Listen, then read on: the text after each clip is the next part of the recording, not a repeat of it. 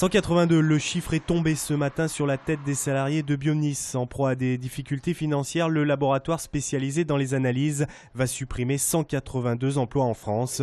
À Lyon, 124 postes sont concernés. C'est un coup dur pour les salariés, c'est un coup dur pour tout le monde.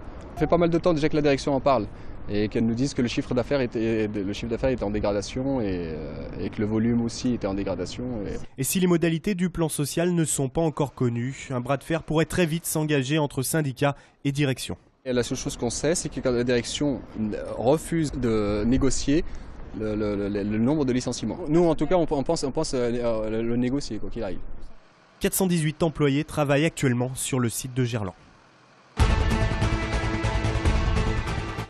Une éclaircie pour les salariés de Bosch à Vénissieux. Cilia Énergie, basée en Basse-Normandie et qui possède 9 usines de production photovoltaïque en France, vient de déposer une offre de reprise. Cilia Énergie est une petite entreprise, est une entreprise de 55 salariés pour une capacité de 50 MW par an, c'est-à-dire un chiffre d'affaires de l'ordre de 30 millions d'euros. 240 emplois sont actuellement menacés sur le site vénitien. Le groupe allemand a en effet décidé de stopper sa production de panneaux photovoltaïques fin 2013, un an et demi seulement après son lancement. Les syndicats, eux, sont confiants. On souhaiterait en tout cas au moins conserver 150 à 160 emplois en sachant qu'il y aurait derrière des mesures sociales d'accompagnement de Bosch comme des pré-retraites et un plan de départ volontaire. Mais pour le moment, rien de concret. Le projet est encore au stade des discussions. Il reste un certain nombre d'éléments essentiels à préciser, à détailler ces prochaines semaines, dont le nombre d'emplois concernés. Notre objectif principal, bien entendu, reste de privilégier l'emploi sur le site. Un projet devrait être présenté aux salariés d'ici la fin octobre.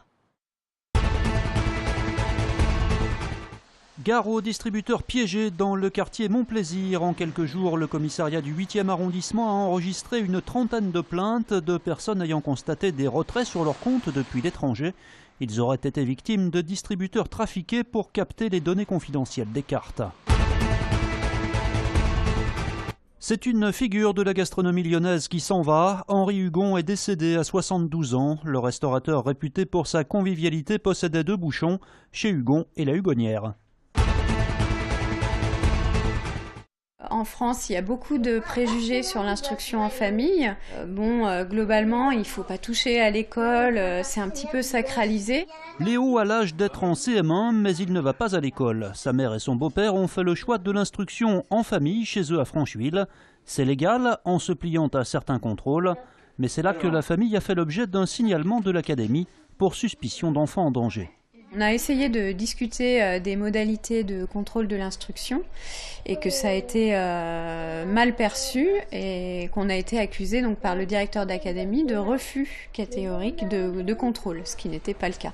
Lors d'un premier procès en novembre dernier, la famille s'est vue imposer un suivi par une éducatrice, mais elle a fait appel et n'a pas l'intention de baisser les bras. Non, Léo ne retournera pas à l'école. Voilà, on est tout à fait satisfait de ce mode d'apprentissage. Lui aussi, c'est-à-dire que c'est vraiment une demande de sa part. Il est vraiment acteur de son instruction et il n'y a aucune raison de le remettre à l'école pour l'instant. Oui, j'ai déjà été à l'école jusqu'en CP. Et du coup, ce que tu préfères entre l'école ou ici ? Ici. Une nouvelle audience en appel aura lieu le 24 septembre à Lyon. Personne n'était disponible aujourd'hui à l'inspection académique pour évoquer le sujet. Emmaüs se lance dans le bric-à-brac informatique. Dans cet espace de vente qui vient d'ouvrir, rue de Créqui à Lyon, des ordinateurs d'occasion rénovés et révisés sont proposés à la vente. Un nouveau créneau pour Emmaüs qui récupère ce matériel auprès des entreprises. On va dire qu'à 80%, les entreprises jouent le jeu. Nous récupérons quand même du matériel assez récent, mais aussi du vieux matériel qui, lui, sera directement démantelé et recyclé. Nous prenons les tarifs Internet et derrière, nous, on fait une décote légère et ça nous permet d'avoir des tarifs quand même plus compétitifs que d'autres.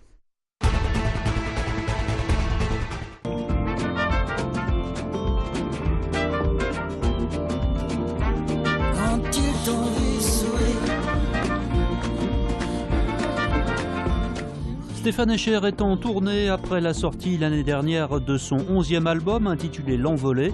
L'artiste suisse, auteur-compositeur, dit aujourd'hui aimer les choses plus intimistes.